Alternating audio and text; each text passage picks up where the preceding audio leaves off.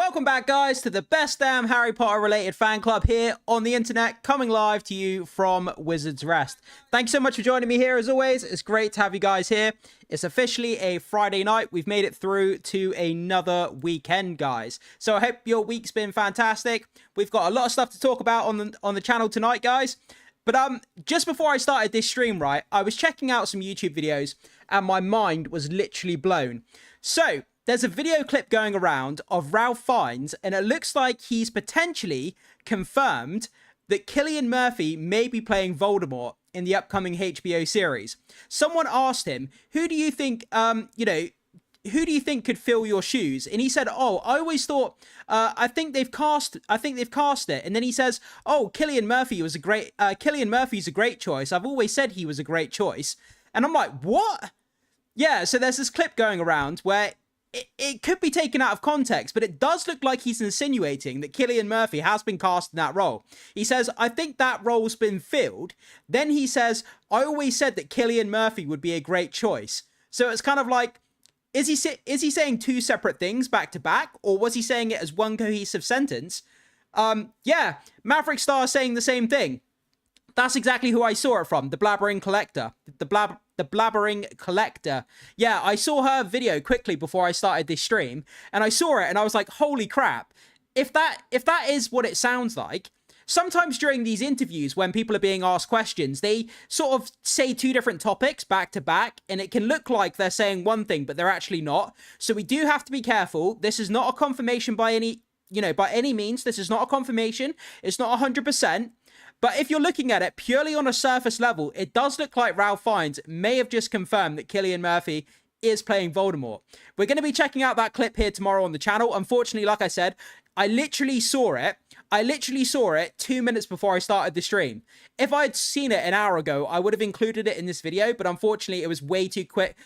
It was way too before I started the stream. So we will be taking a look at that video clip of Ralph Fiennes tomorrow here on the channel on the next live stream tomorrow. And we will be checking that out. We'll go through it. We'll break it down. We'll dive into it, and we'll have a good discussion about it here on the next live stream. Because like I say, if it's true and he is confirming it, it's pretty explosive big news. So it's something we will definitely be checking out tomorrow, guys. So, I'm not going to forget about it. It's something we will dive into tomorrow. But anyway, regardless of all that goodness, tonight's stream is going to be a full packed stream. We have three major topics we're going to be getting into. We're going to be talking about the development of a real life invisibility cloak. And trust me, guys, the video here, it looks exactly like Harry Potter's invisibility cloak from the movie. It looks so damn good. It's so real. It's crazy. I wanted to dive into it and I wanted to show you guys. But at the same time, it's a little bit concerning. Because, invisibility cloak in real life can be used for nefarious purposes. So it is a little bit worrying. Also, up next in our second topic, we're going to be talking about the battle at the Ministry at Epic Universal. It looks like the queues have just gotten out of control. And it's basically, the park is becoming, basically unusable at this point. So the queue times are just absolutely insane. You're going to spend your hard-earned money and you're going to spend most of the day queuing up for Battle at the Ministry, and it's just not fair on people. They shouldn't have to pay their hard-earned cash to stand in a queue for ridiculous amounts of time, and it basically brings the whole section of the park to a close. So we're going to talk about that. It's pretty shocking. And then in our third and final main topic, we're going to be talking about brand new images coming out of the Cursed Child production, looking at Tom Felton continuing to play Draco Malfoy. So that's going to be pretty fun as well. So there's a lot of great stuff there.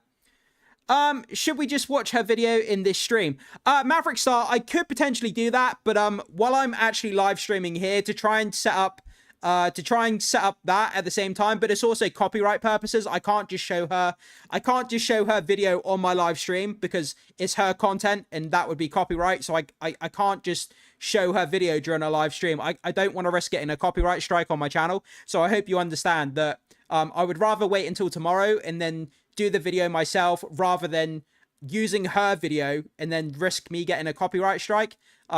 Because if you get copyright strikes, it restricts you from doing live streams on your channel. So I have to be very, very careful with the content that I do. So just to kind of let you know where I am on that. Yeah, exactly. Erica's saying the same thing. Be careful. Yeah, I don't want to get in trouble, so I don't want to use her particular video, although she's got a great video, but I want to dive into it tomorrow on the channel. But yeah, so that's our 3 main topics. So lots of really fun stuff to jump into here, guys. But an invisibility cloak, man, it's just crazy that this is like a real thing. Invisibility cloak. I mean, how crazy is that? Kimmy says, is that your advent calendar necklace you've got on? Yes. That's a great, you got a great observation there, Kimmy. So I'm wearing my, bottle of Scale Grow, my necklace, bottle of Scale Grow necklace there. Do you know what? Ever since I finished opening up my, trunk calendar here on the channel, I've got it sat right here, actually. Ever since I finished opening it, I haven't really used any of the parts inside it. They've I put them back in the box and I've left them inside the trunk because I'm not really sure what to do with them. And I don't want to risk losing any of them. So they're kind of back in the boxes inside the trunk and I haven't really used them. And I thought, you know what? I'm going to get my necklace out. I'm going to wear my necklace because I haven't used it yet. And, you know, why not? But, yeah. So I'm really not sure what I'm going to do with this. I've had so many different thoughts. Do I take all the parts out and just use them? Or do I keep them in there, wait until next Christmas, and then just sell this advent calendar? Sell this advent calendar here with all the bits inside it. Then the money that I get from selling this, we can put towards another Harry Potter calendar to open up on the channel. You know, I'm not sure what the best thing to do with it is.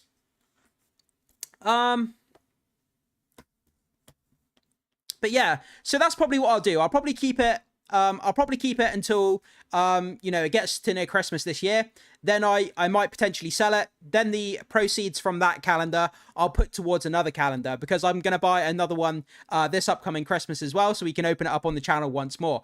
I had so much fun doing that, guys. And I want to do that again at the end of this year.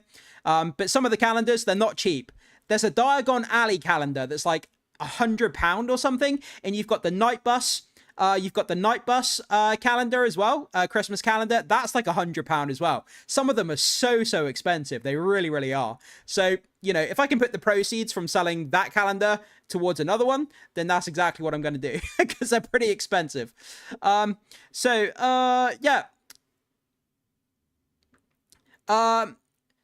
Erica says, yeah, oh my gosh, a lot of money. Yeah, they are a lot of money because Harry Potter is a brand name. That's why it costs so much. I mean, just look at the Lego sets. Look how much the Lego sets cost. A lot of money because Harry Potter's a popular thing. And every single year, Harry Potter goes up in value because it's so popular and it gains in popularity. So they charge anything that's got Harry Potter on it. They just charge more money because people are still pay for it. You know, so, okay, and by the way, we've got a lot of people here in the chat. It's great to see some regulars here. We've got Maverick, we've got Erica, we've got Kimmy. Who else have we got? We've got Rumble. Rumble's just popped up as well. Great to see Rumble. Flamingo Productions as well. Great to see our regulars here. Thank you so much for tuning in on a Friday night here, guys. It's great to have you here. Okay, so now that we're all kind of settled in and we've kind of mingled and had a bit of a chat, let's dive into our first video topic, talking about the Harry Potter Invisibility Cloak. I think you guys will find this very, very interesting. Story rather interesting. It's when we start to blur the lines between our favorite fictional properties and real life technology. This is where it gets really exciting. So this comes to us from a website called moneycontrol.com. Actually, now that I think about it, that website name is a little bit ominous. I'm not sure I like that. Moneycontrol.com. That sounds a bit Illuminati to me. But anyway, so from fiction to reality, Chinese scientist creates real-life Harry Potter-like invisibility cloak.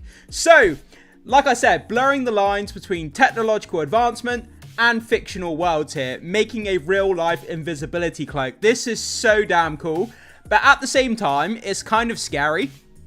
When we think about these kind of objects in terms of our favorite franchises, you know, like magical wands, dragons, invisibility cloaks, all that kind of fun fictional stuff.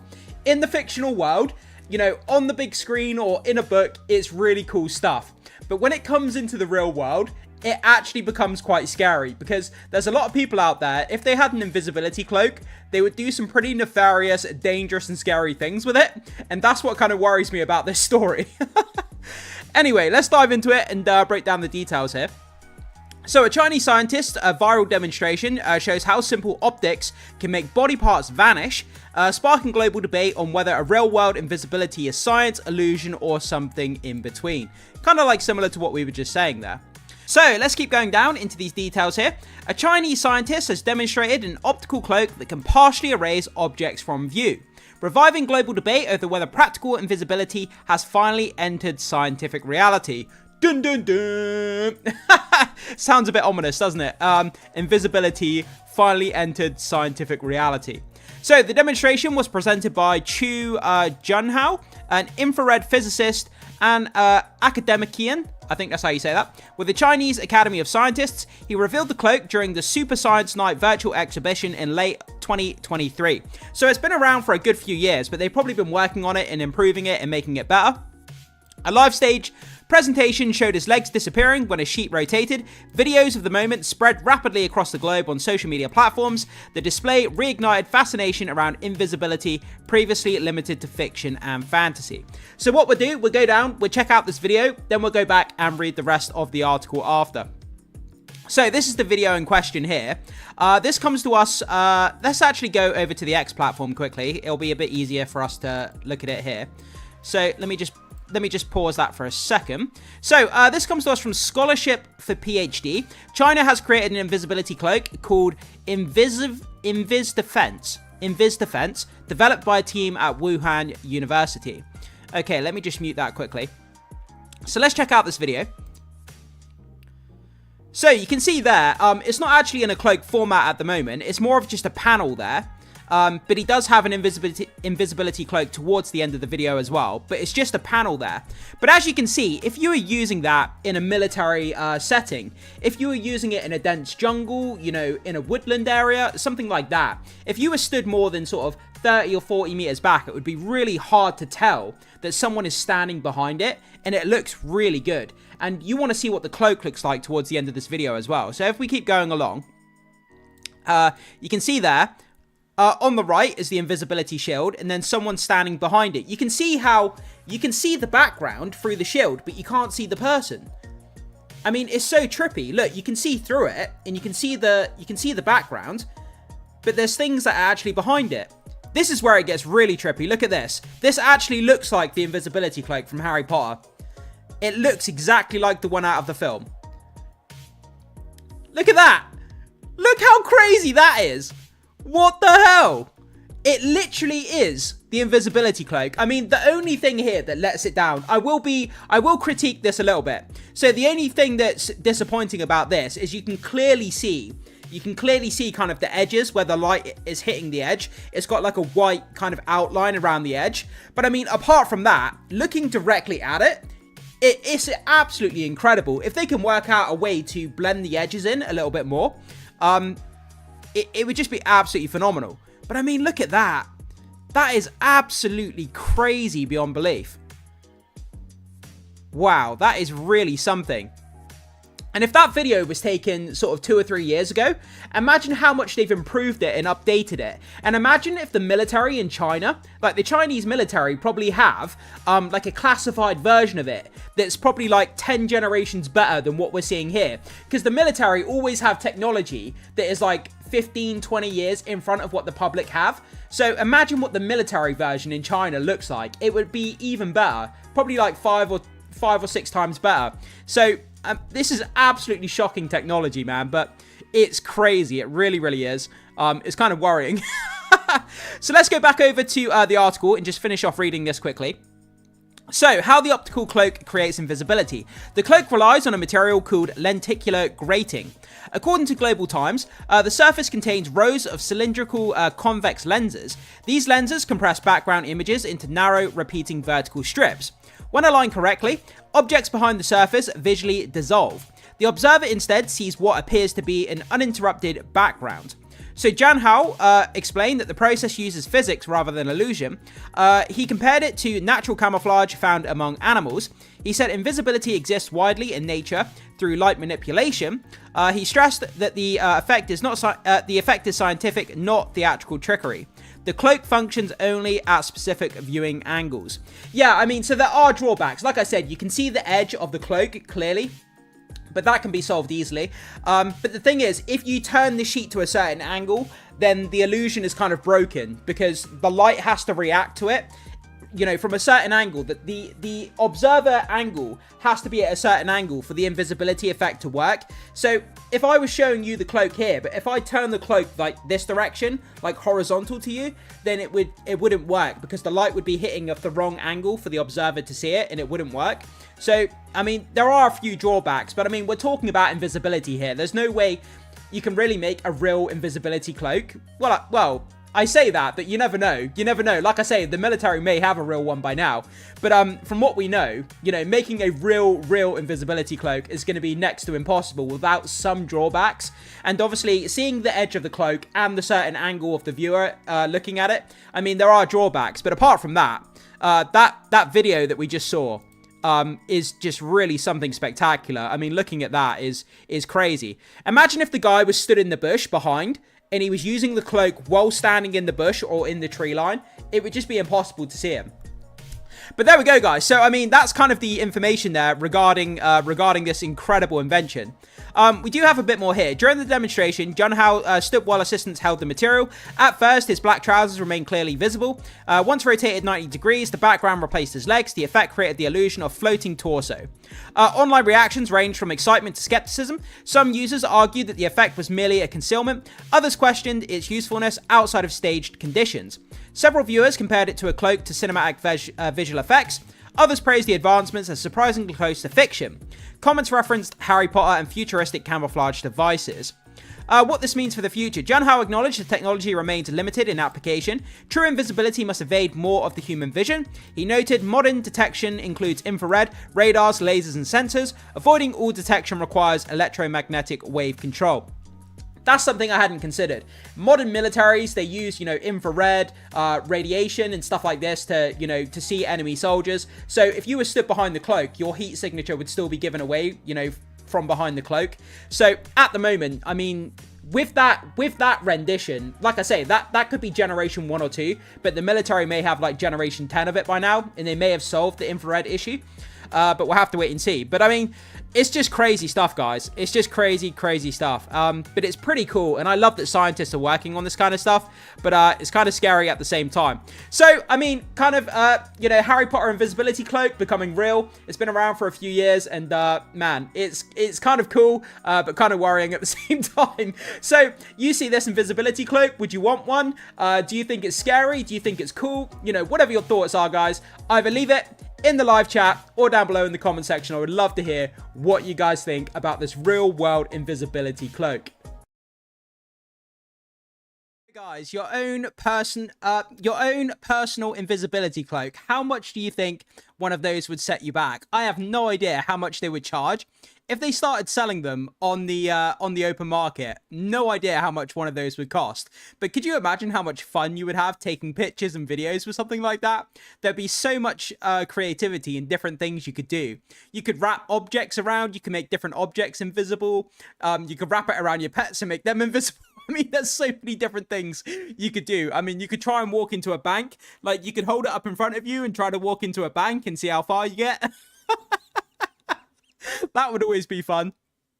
But the only problem is you'd have to like completely wrap yourself in the blanket, obviously, because if you're holding it up in front of you, people would still be able to see you from the back. So, you know, if you're going to walk around with it, you'd have to completely encompass yourself 360 degrees with it. But obviously, like Harry Potter does. But yeah, could you imagine if someone was wearing it and only their head was visible and it looks like someone's head is like floating down the street? Could you imagine how crazy that would look? Your body's covered the invisibility cloak and there's just a head floating down the street. That would look so creepy. Oh. Rumble says, well, oftentimes they present their newest developments with delay to the public on purpose, especially when it is usable for military. Yeah, I mean, it's common knowledge that the military have, you know, advanced technology that's not available to the public. Like, technology is normally sort of like 10, 15, 20 years advanced, more than what the public has. And then it slowly gets drip fed to the public. That's always been the case when it comes to like military type stuff.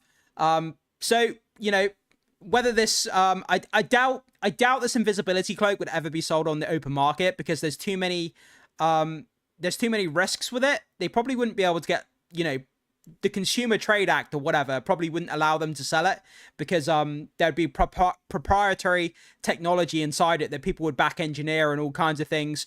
And if it fell into the wrong hands, people would do, you know, obviously bad things with it. So yeah, but I thought that was a pretty cool story. I always love looking at Harry Potter through the lens of like different weird kind of stories. Like the other day, we looked at, you know, a house being sold on the new Privet Drive in the HBO series. Today, we're looking at a real-life invisibility cloak. You know, the other day also, we were looking at, you know, a Harry Potter charity event supporting cancer. So I love looking at Harry Potter, but kind of using the Harry Potter lens to look at other events that are around the world and how Harry Potter connects to other things. And I always love that kind of stuff. Better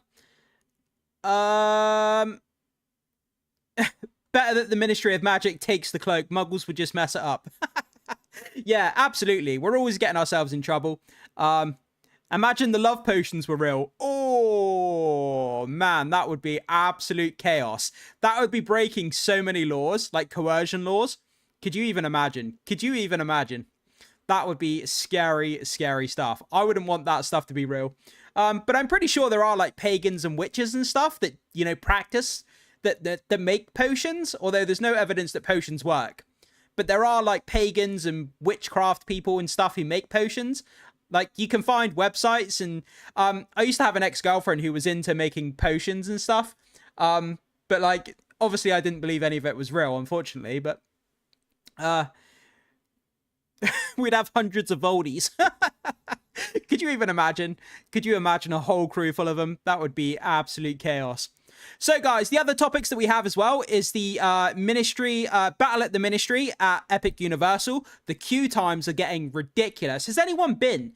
Before we get into that topic, has anyone been to Battle at the Ministry at Epic Universal? Has anyone been to that ride or been to that park? I would love to know, before we get into the topic, if anyone here has been there, you know, let us know, you know, what did you think of it? You know, how was your experience?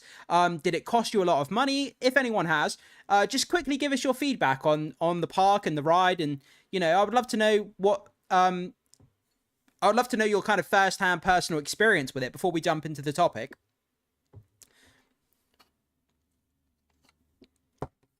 So, yeah. Okay. So, what we're going to do, we're going to quickly dive... Okay, guys, so we're going to dive into our next topic. So, we've got the Ministry Battle... I want to call it the Ministry of Magic. It is the Ministry of Magic, but it's called Battle at the Ministry. That's what the actual name of it's called. So... let's dive into it, and let's see what's going on with the queue times, because, guys, trust me, this is pretty damn shocking. Here we go. Magic at the Epic Universe Park, it seems like their problems aren't going away. We talked about this on the channel about a month ago, that there's a major issue with the Ministry of Magic, you know, part of the Universe Park. And basically, it's reaching max capacity early in the day. There's far too many people attending. The queues are way too big. It's diminishing people's experience. You know, if you've got a family and you're paying hundreds of dollars for a day out for a ticket, you've got to pay for the fuel to get to the park, you've got to pay for the ticket, the food, you're taking your kids, and the last thing you want to do after paying out all this money to visit the park is to spend half of your day standing in a queue for one ride. I mean, it completely diminishes the experience. People are going to have a really bad day, and trying to keep your kids entertained for hours while you're standing in a queue, is that something people really want to pay money for? Not exactly. So let's dive into this article and let's see what's going on with the Ministry of Magic here at Epic Universe. So this comes to us from WoW News Today. So Harry Potter and the battle at the Ministry of Epic Universe reaches capacity before noon in January. Yeah, so before even halfway through the day, it's reaching max capacity, and the queue times are just going to be absolutely insane. So if you are planning to go soon, I would, you know, bear in mind, you're probably going to be standing around a lot. So let's dive into this information here. So despite being a Wednesday in the middle of January, and January is probably going to be one of the most quietest times of the year, Harry Potter and the battle at the Ministry appears to have reached max capacity sometime around 11 AM on January the 21st. So by 11 a.m., the queues are, you know, at max capacity. The ride and the area, max capacity. So, yeah, unless you get there very, very early in the morning, then the queue times are probably going to be pretty astronomical. So Harry Potter and the Battle at the Ministry at capacity. Let's keep going down here. So the ride appears on the apps at capacity at the time of writing, meaning no more guests will be admitted to the regular queue. This usually happens at the attraction on a busy day, but the rest of the attraction does not seem particularly overcrowded. Okay, so the rest of the attraction is okay, but it just seems to be the main queue for the ride. So Minecart Madness is, at the time of writing, 180 minutes. Holy crap. 3 hours. Minecart Madness is at the time of writing 180 minutes. Yeah, that means 3 hours queue time, right? Yoshi's Adventure is at 115 minutes, which is just under 2 hours. While Mario Kart Bowser's Challenge is only 80 minutes. I love the way it says only 80 minutes. Like standing in a queue for an hour and 20 minutes. Only 80 minutes. Like, that's crazy. Stardust Racers remains closed after the incident earlier this week. Okay, that's interesting. I didn't know there was an incident. I might have to read into that. So guys, when it comes to the rest of this article, they kind of start going off and talking about other things, other rides and other parts of the park that aren't really relevant to what we're talking about, because we're talking about the battle at the Ministry and kind of the queue times and the issues they're having. So what I have found, which I think you guys will find super interesting and kind of shocking, this is absolutely shocking beyond belief. So if we go over to this other website here, this is queue times, queuetimes.com. So this gives us the most up-to-date statistics with Battle at the Ministry, the queue times, you know, when the queue times are the worst throughout the day, when they're the best throughout the day, and it gives us loads of great statistics for us to jump into. But this is beyond shocking. This really, really is. So we have historical queue times, and I put in yesterday's date. So yesterday's date, the 22nd, and it gives us official figures. This comes to us from the actual park themselves. This isn't user figures. This is actual park reported figures. So we're looking at this chart here. We can see the legend. In blue is reported by users, so that's customers. Then in green, we have reported by the park. So this is actually from the park themselves. So as of yesterday, this was logged yesterday for the queue times. Battle at the Ministry, 10:31 a.m., the reported by the park, 270 minutes. 270 minutes. To put that into perspective, guys, that's 4 hours and 30 minutes. 4 hours and 30 minutes. What the hell? This is such a major issue. Who in their right mind is going to pay, you know, like $50, $60, $70, however much the damn ticket is, to get into the park, and then going to queue for nearly 5 hours? Who the hell would wait in a 4.5 hour queue? I certainly wouldn't. Hell no. Hell no, I'm not doing that. And I feel sorry for anyone who's booked tickets for this, because waiting in a queue for that long is absolutely criminal. They're robbing you of your money at that point. They absolutely are robbing you of your money. So, we've got even more statistics here. So, average queue time by year. So, in 2025, right, the overall average queue time in 2025 was 120 minutes. So as of last year, the average queue time was 120 minutes, which is 2 hours. So average queue time, 2025, 2 hours. The average maximum queue time, 163 minutes. So that's almost 3 hours, edging on almost 3 hours, 1 hour and 43 minutes, the average maximum queue time. Then we go to 2026, and as you can see, next to 2025, 2026, the queue times are even larger. So the overall average queue time, 159 minutes. That's the average overall queue time. The average maximum queue time, 204 minutes. Which is, what's that, 3 hours? That's 3 hours, 24 minutes. That's the average maximum queue time, 3 hours, 24 minutes. Oh my god. It's absolutely insane. It's just unreal. I don't even know what to say. So, if you're going down here, you can see that on here on the right, overall average queue time in minutes, and then the maximum queue time, and then we've got it by the time of the day as well. So you can see here, it keeps sort of increasing, sort of around about 9, 10 o'clock. That's where it gets really busy, and then basically it kind of fluctuates throughout the day, and then as you get towards sort of 7 o'clock, that's when the queue really begins to die down. So your best bet is, if you're going to visit this particular ride or this park, you're better off going real late in the evening, because you can see the queue time really drops off as it goes down. So you got 6 o'clock, 7 o'clock, 8 o'clock, 9 o'clock, and you can see the queue times are really getting smaller as the time goes down. So you're much better off going later in the day. But it's absolute criminal. It really, really is. Average queue time in January, 159 minutes. May is 137. June, 138. And you can just see these. It's just crazy. Guys, I'll link this down below. So if you want to have a read through these statistics, it's just shocking.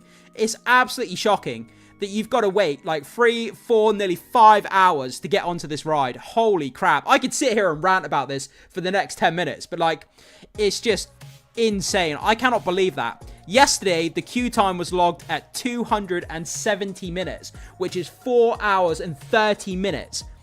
That is just unreal. So guys, you see this here, the battle at the Ministry Epic Universe. Would you wait 4 hours and 30 minutes after paying your hard-earned cash to get into the park, wanting to experience this ride? Would you be prepared, if you have kids or friends or whatever, whoever you go with, would you be prepared to stand in a queue for nearly 5 hours to get onto this ride? Hell no. I would take my money and my business and go elsewhere. Absolutely shocking. But guys, jump into the live chat or the comment section and let me know what you think about this shocking revelation. They are building an expansion onto the Harry Potter world. We do know that, by the way. They're building an expansion to try and alleviate these problems, but they have to do something about this. This is becoming a serious issue, and I can imagine they get a whole lot of complaints about this. But guys, like I say, leave your comments either in the live chat or down below in the comment section. I would love to hear what you have to say about this. Yeah, guys, so what did you think about that? I mean, if ever did I get put off going somewhere, that has made me not want to go. I've been wanting to go to that park, like, ever since that place opened, the Ministry of Magic. And now, ever since I've read that, I'm like, nope, I'm not going there. I'm going to save my money. I'm going to go elsewhere. You know, there's other places in the Harry Potter fandom where you can go and you don't have to wait in a queue, and it doesn't cost anything. I can go to King's Cross Station. I can go to the Shambles up in York. I can go to some of the castles here in the UK where they filmed Harry Potter. I can go to the Glenfinnan Viaduct Glenfinnan Viaduct up in Scotland where the Hogwarts Express. You know, there's so many places I can go that don't cost me any money and are completely free, and there's no queues. So, you know, it's just absolutely insane. I would be apprehensive to wait in a queue for more than an hour, but for 4.5 hours, I would lose my mind. I think I would end up, like, I don't even know. I'd fall asleep in the queue or something. I would fall asleep in the queue. Okay, guys. So, what we're going to do, right, we do have another main topic to get to with the Cursed Child new production images. But before we get into that stuff, there's a little game that I wanted to play here on the channel. So, what we're going to do, I'm just going to set this up. Bear with me 1 second.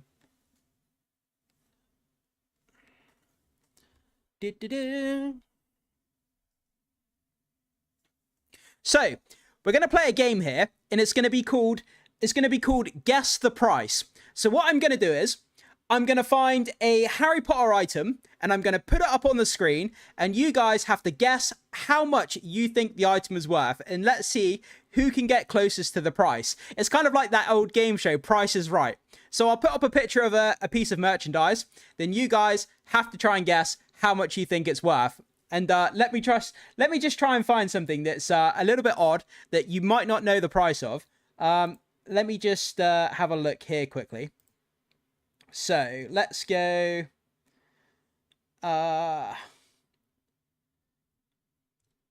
Okay, I need to find something really unique. I'm just looking now quickly.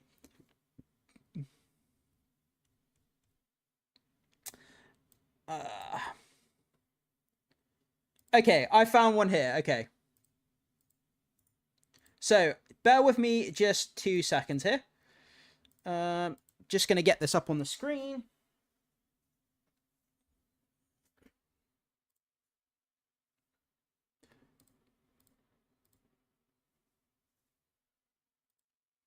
Okay.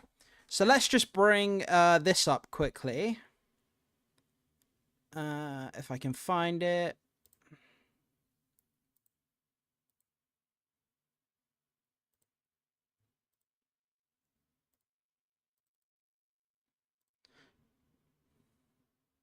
Okay, guys, so we have this item here. We're gonna play Price is Right. So we've got this. This is a rose gold plated moissanite iced out Harry Potter hip hop pendant. That's the full name. It's a bit of a mouthful. So it's a rose gold plated moissanite iced out Harry Potter hip hop pendant. And how much do you think that this is worth? Iced out gold pendant of Harry Potter here. This is crazy, this item. Who can get closest to the exact amount of how much you think this is worth? Let's see who can guess. Rumble says 20 is that $29.99 or $2,999? I'm not sure. I'm not sure what you're saying there, Rumble. $29.99, I think you're saying. If it's more than £1 on Shein, I'll eat my wizard's hat. So, we've got $29.99, and then if it's more than £1. Okay.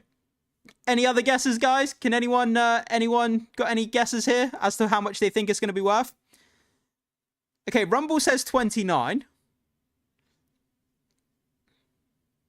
Okay, I have to be honest.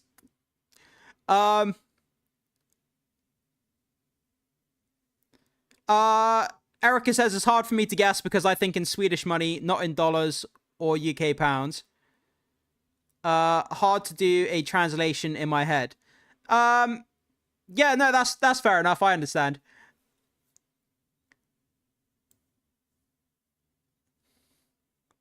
I was just curious. I thought it'd be a fun game just to bring up some random items and then for you guys to try and guess how much they are. I thought it'd be like a fun little game here on the channel. Okay, I'll wait another minute or so. If anyone wants any more guesses, I'll wait another couple of minutes. Then I'll tell you what the price is, or at least what the asking price is for this. Could you imagine? This thing looks really chunky. Could you imagine this thing like hanging around your neck, and as you're walking, it'd be like bouncing around all over the place? Not. Yeah, it's real gold. Yeah, guys, it's real gold and real diamonds.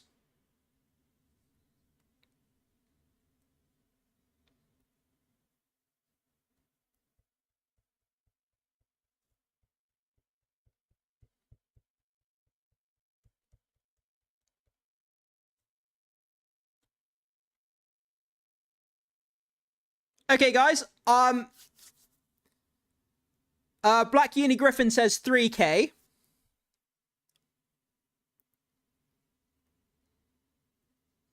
Erica says, and to be honest, I do not like it so much, so would not pay the price. That's fair enough. That's fair enough. It's not everyone's taste, but I just I thought it'd be curious to see what you guys think about it. So I'll give you guys the actual price here.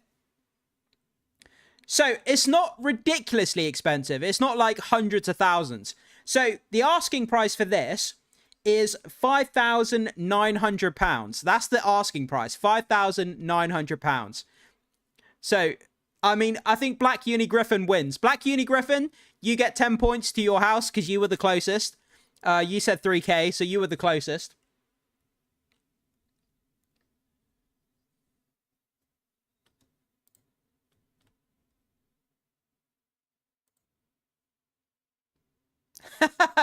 Yeah, so Black Uni Griffin wins that one. Okay. This one, you guys are not going to get this. There is no way. This next item, there is no way any of you will guess what the price for this next item is. Trust me.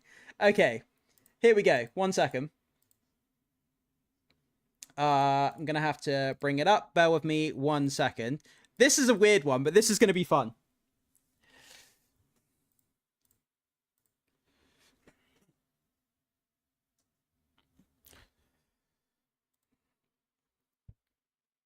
I'm choking on my hat now. I need to translate it into Swedish crowns to respond to it. Okay, Erica, bear with me 1 second. I'll do this just for you.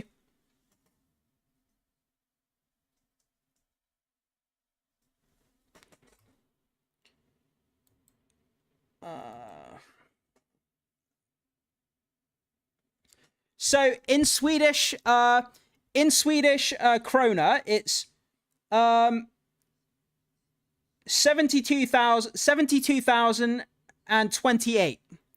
72,028. I think that's what it says in Swedish krona.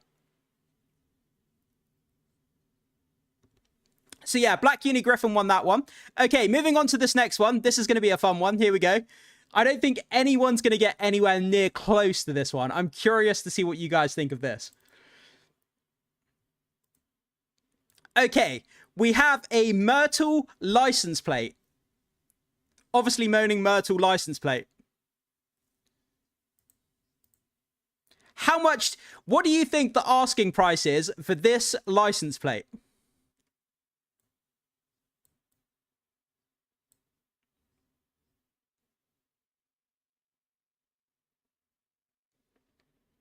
Yeah, because the 1 and the 2 is supposed to be an R. The 1 and the 2 is supposed to be an R, and it's supposed to say Myrtle. Okay, Black Uni Griffin says 1,200. Kimmy says it looks like mistletoe. Mistletoe? Are you sure you're looking at the same picture? £1 on Shein. I think you're a little bit far away from the price there, Kimmy. Nice try, though.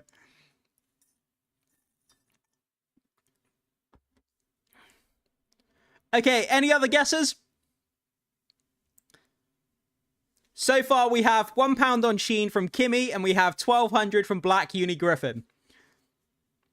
Rumble Believer says 29.99. Is that your favorite number, is it? 29.99? That's your favorite? Is that what you're going to guess for everything? I mean, if you guess that number for every single item, there's going to come an item that will be that exact price. So you will win at some point. So yeah, I guess just guess the same number for every item and you'll get one right eventually. Respect for finding these unbelievably ugly things. Okay, guys, I'll give you one more minute. If anyone else wants to put in their guess, I'll give you one more minute, and then I'll tell you guys what the asking price is here.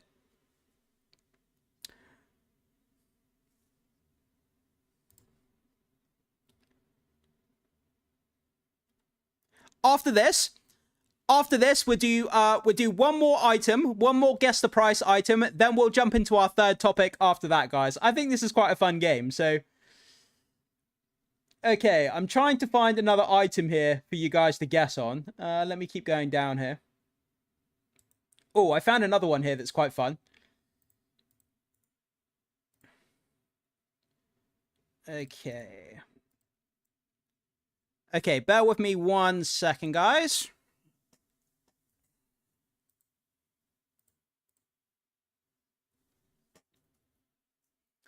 Okay, so you guys want to know, yes, I will translate it for you, no problem.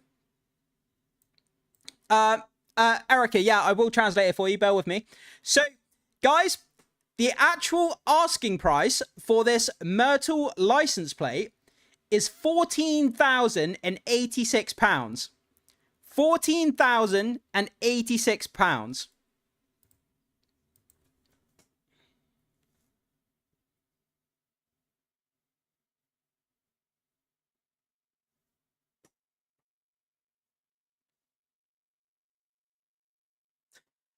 And for Erica, basically that is so many numbers, I can't even, it's 170,916 krona. 170,916 krona.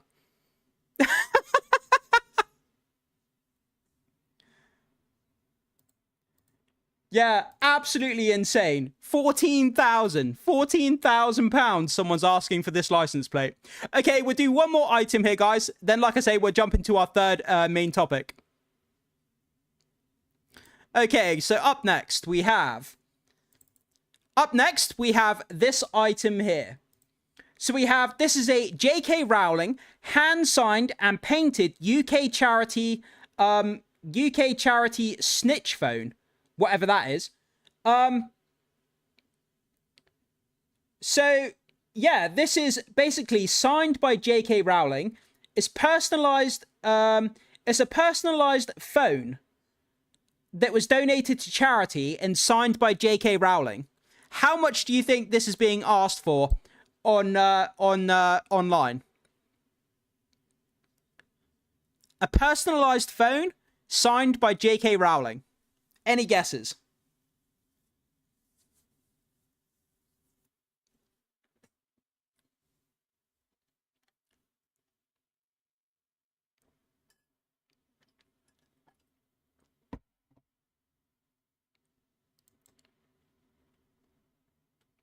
The actual phone itself is, it says here, this is a simply stunning set, personally donated by J.K. Rowling in 2005.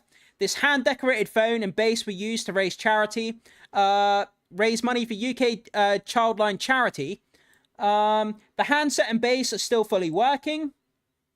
It doesn't say the exact phone. It doesn't say the exact phone that it is. But it was in 2005, so it's a pretty old phone because it was done in 2005. So it's a personalized phone signed by J.K. Rowling. Yeah, and pretty crazy stuff. Okay, so what guesses have we got here? Black Unigriffin says 45,000. Kimmy says 100,000. Rumble Believer says minus 29.99. Nobody wants things she's touched nowadays. Okay, that's fair play. That's up to you if you think that. Okay, this is 90,000 Swedish krones. What's 90,000 Swedish krones? Let me just check that. 900, 9,000, 90,000. 90,000 would be £7,000. Okay. Okay, guys. So here is the actual reveal price of this item. This is being asked £12,500 for this personalized phone and signed box by J.K. Rowling from 2005. £12,500. That's how much they're asking for it.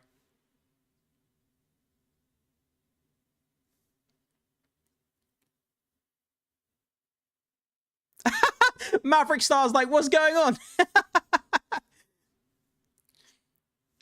So Maverick Star, we've been playing Guess the Price. So I've been putting up different random Harry Potter items, and I've been getting you guys to guess how much you think these different items are worth. But yeah, £12,500. But bear in mind, this item is now 21 years old. This was signed 21 years ago, back in 2005. So yeah, pretty crazy. But okay, guys, that was a pretty fun game. I hope you guys enjoy that. We may have to do that. We may have to do that a bit more on the channel. Like, come up with these fun little games. What do you guys think about it? Would you like to see more of that type of game in future streams? Did you enjoy it? Did you think it was fun? Should we do it again tomorrow as well? If we do it again tomorrow, I can prepare a little bit better and I can get some more interesting items, because I think that's quite a fun game. I kind of like that. It has that kind of old school kind of game show vibe to it that I kind of like The Price is Right. So, okay, guys, with that down, let's move on to our third and final main topic, where we're going to be talking about new production images from Tom Felton and the Cursed Child Broadway play. So let's jump into that. Regarding Tom Felton coming back to play Draco Malfoy in the Cursed Child Broadway play. I mean, when the information came out that he was coming back to play Draco Malfoy, I mean, the internet exploded. I was so happy. It's great to see the guy back. He's so humble. He's just such a fantastic guy in real life. And he's still an ambassador for the brand after all this time. And I do think he will be popping up in the HBO Harry Potter series. I don't know that for a fact. I can't confirm that. I've not heard it from anyone. But I do think this guy is so, he's so in tune with the fan base, and he's such a big component and ambassador for the brand. I think it would be a huge missed opportunity if he didn't show up somewhere in the HBO series, whether it's a small part or kind of like a supporting role, who knows, but I do think he will appear in the series. But anyway, let's dive into this. So Tom Felton makes magic in new production photos from the Broadway's Harry Potter and the Cursed Child exclusive. So we're going to skip past the first paragraph of this article because it just talks about him coming back to play Draco Malfoy. We've talked about that ad nauseum on the channel, so we don't really need to go into that more, but we want to go into the updated part here. So we're just going to skip past this part here, guys, but I will link this below if you do want to read that part for yourself. So, Felton's turn as Draco comes as Harry Potter and the Cursed Child, cements its status as the biggest hit on Broadway. The production recently shattered its own lyric theatre box office record, grossing $3.7 million for the 9-performance week ending December the 28th, 2025. Nearly $4 million in a week. Wow. Man, The Cursed Child, regardless of whether you like the story or not, you have to admit, it's making absolute bank, man. And having Tom Felton come back, it's just, yeah, it's just making money hand over fist. And I mean, you know, congratulations to all the people involved, you know, on the stage play, behind the production, the people who make it work. Fantastic. It's great to hear people having success, and you know, it's just fantastic for the fan base and fantastic for Harry Potter in general that the franchise is so healthy and alive, and so many people are going out to watch this Broadway play. So, never miss a story, blah, blah, blah. That's kind of marketing stuff for the website. So, in newly released photos, Felton is seen opposite Aidan Close, who plays the son, Scorpius Malfoy, one of the emotional anchors of the story. The images offer a glimpse at the production, cinematic staging, intricate costumes, and sweeping theatrical magic that has helped make the show a global phenomenon. The Tony Award-winning play, penned by Jack Thorne, as the 8th story in the Harry Potter series with the help of J.K. Rowling, and the production's director, John Tiffany, picks up 19 years after the action in Deathly Hallows and follows the next generation of wizards as they navigate the latest Hogwarts mystery. And this is where we start diving into the new images here. This looks fantastic. Like, I have no idea. Obviously, I haven't seen this play myself, so, you know, these pictures are out of context for me. But seeing Tom Felton there kind of doing that kind of signature pose with the end of his wand kind of lighting up. We've got the big spotlight in the background. We've got a whole load of fog kind of coming over the set. We've got what looks to be a chair and a desk in the background. And then, for some reason, this other guy, John Skelly, as Harry Potter, he's kind of doing a flip in midair, like he's upside down. What a great picture. But, you know, did he just jump into the air and do a flip? Is he flipping off the table, flipping off the chair? I'm not exactly sure what's happening here, but for some reason, he's upside down, floating in the air. And it looks like Tom Felton there is putting a spell on him, which is kind of cool. That's a really awesome picture. That's such a fun picture. I like that. So, John Skelly leads the Broadway company as Harry Potter, with Trish Lindstrom playing Ginny Potter, and Emmett Smith starring as their son, Albus Potter. Rachel Christopher and Daniel Frederick play Hermione Granger and Ron Weasley, with Janae Hammond as their daughter, Rose Granger Weasley. Kristen Martin stars as Delphi Diggory. The cast also includes the following people there, guys.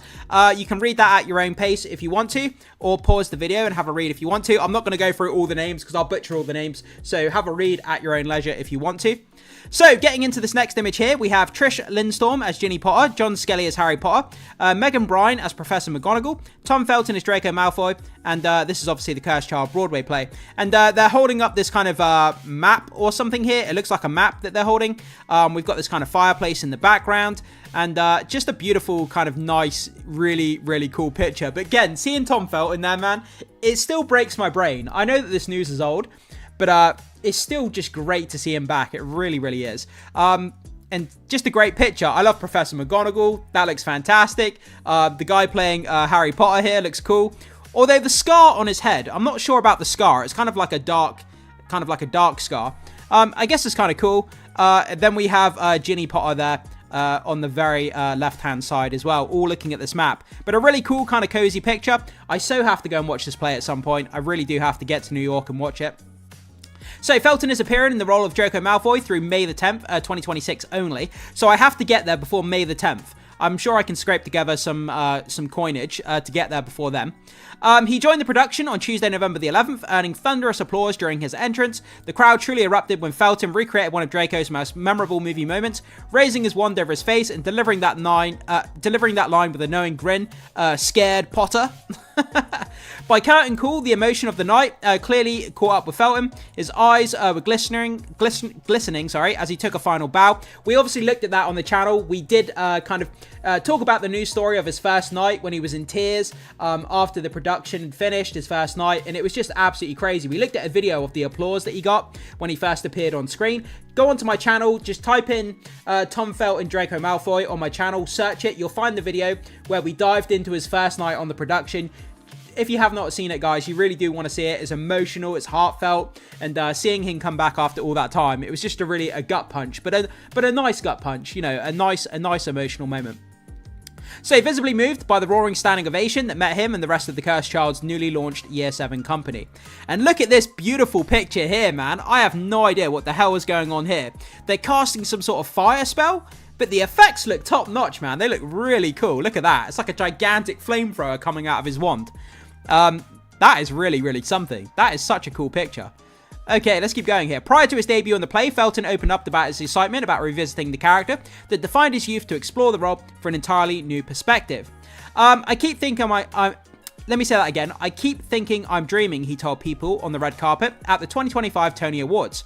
Quote, I just never saw myself having blonde hair again and reprising that role. Now as a dad, Draco has a son, so yes, it's an old character, but in a new set of circumstances, I'm excited to explore it. He added that he's a huge fan of the show, and he has seen it a dozen times, nearly in England, and a few times now on Broadway. This marks Felton's first time playing Draco since the final Harry Potter movie wrapped in 2011, and his first time ever being on Broadway. It's also the first time any actor from the film has appeared in the hit stage show. Yeah, I mean, being an actor, being on Broadway, doing a live stage show, and then being in a movie or a TV series, that's two completely different skill sets. It really is a different set of skills. Being on stage night after night after night with a live audience where things could go wrong, you're not filming. You don't get a chance to film your scenes and then edit it after the fact like you do with a movie or a series. You can do as many takes as you want and you can edit out the mistakes and you can make it look better than it is.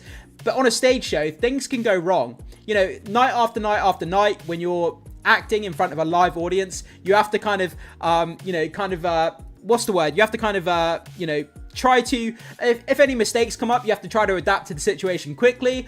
Things are going to happen that go wrong, and you know what? It's just a whole different skill set being on stage in front of a big live audience. So, yeah, I mean, fair play to him. First premiering in London in July of 2016, Harry Potter and the Cursed Child is the only Harry Potter story to be told on stage. Since its debut, the production has sold more than 11 million tickets worldwide.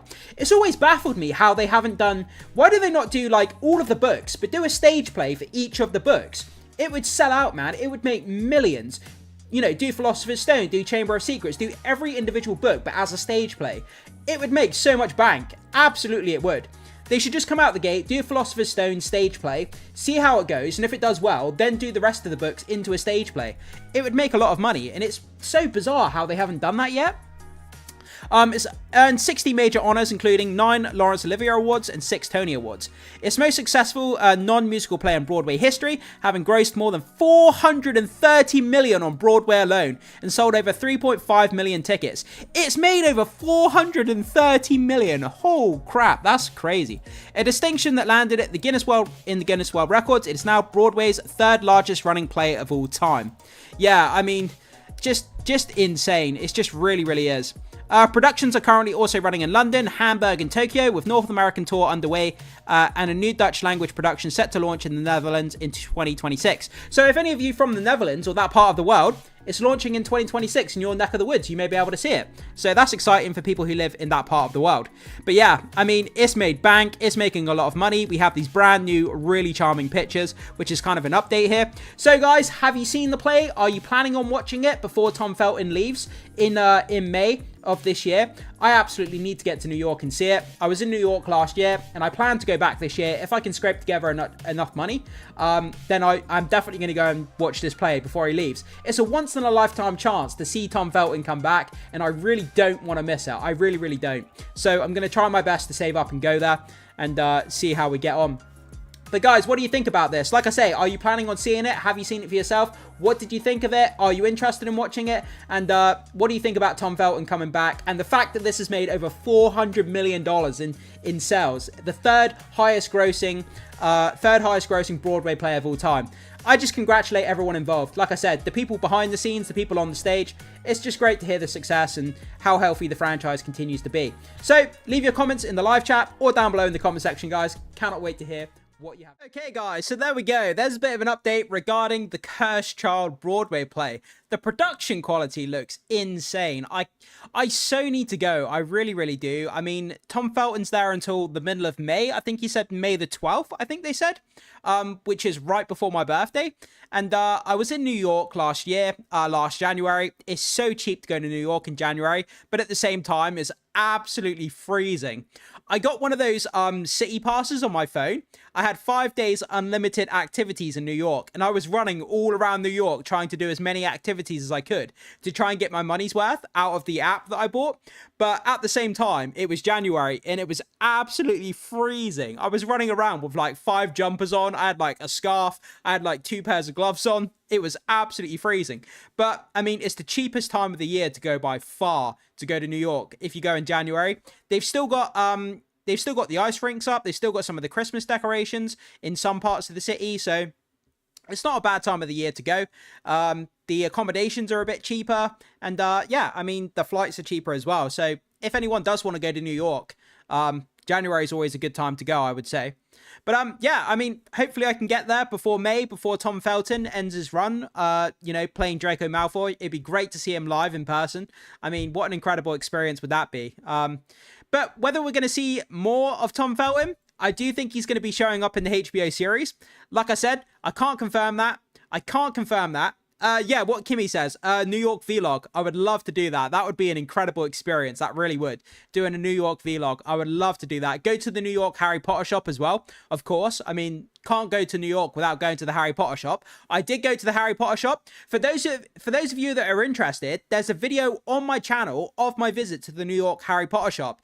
If you want to search it up on the channel, there is a video up on the channel of when I went. It's not a very long one, and the video quality is not the best because I was using an old phone at the time, but it is on the channel if you guys do want to watch that.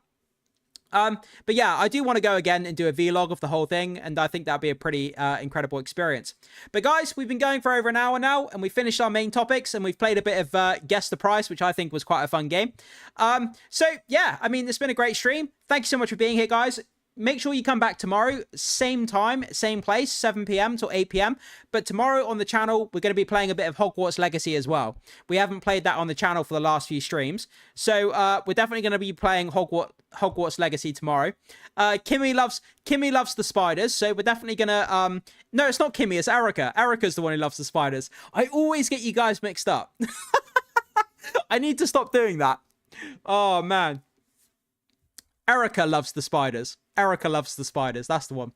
But yeah, so we're going to jump into Hogwarts Legacy tomorrow on the channel, and we're going to see what kind of chaos unfolds, because something always goes crazy during these episodes when we do Hogwarts Legacy.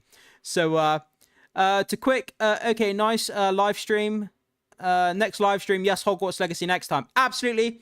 Absolutely. Hogwarts Legacy tomorrow, guys, and some more major news topics. We've got some really fun news topics for tomorrow as well. So it's going to be real fun. I can get my words out. It's going to be a real fun stream again tomorrow.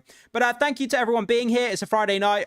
You really do humble me, the fact that you guys spend your time here on the channel, engaging with me and the content. I really appreciate you guys being here. It's wonderful to have you all here. So thank you so much for tuning in, checking out the content and being here. I love you guys. Thank you so much. And as always, guys, I will see you tomorrow at the same time where we jump into some more news topics and play a bit of Hogwarts Legacy. Look forward to it. Can't wait to see you then, guys.